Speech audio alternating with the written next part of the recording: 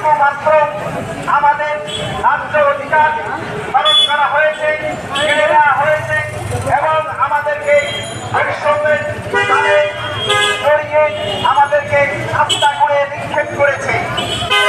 আমরা আজ সমাবেত হয়েছি।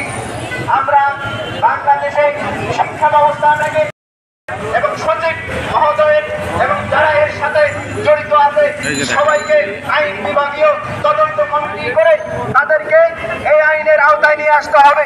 এই বৈষম্যমূলক বাংলাদেশে যে আমরা ছাত্র জনতা শিক্ষক সম্মিলিতভাবে যে হাজার হাজার প্রাণ দিয়েছি এই বৈষম্যের কারণে, এই দুর্নীতির কারণে, সেই দুর্নীতি যদি আমরা মেনে নিই তাহলে তো এই রাস্তায় কোনো রক্তের মূল্য দেখা যাবে।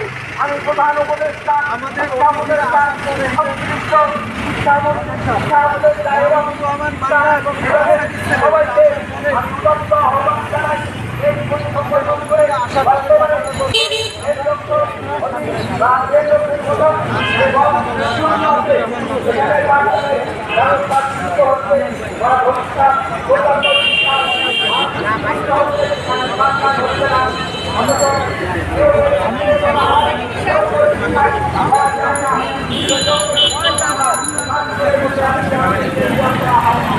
Thank you.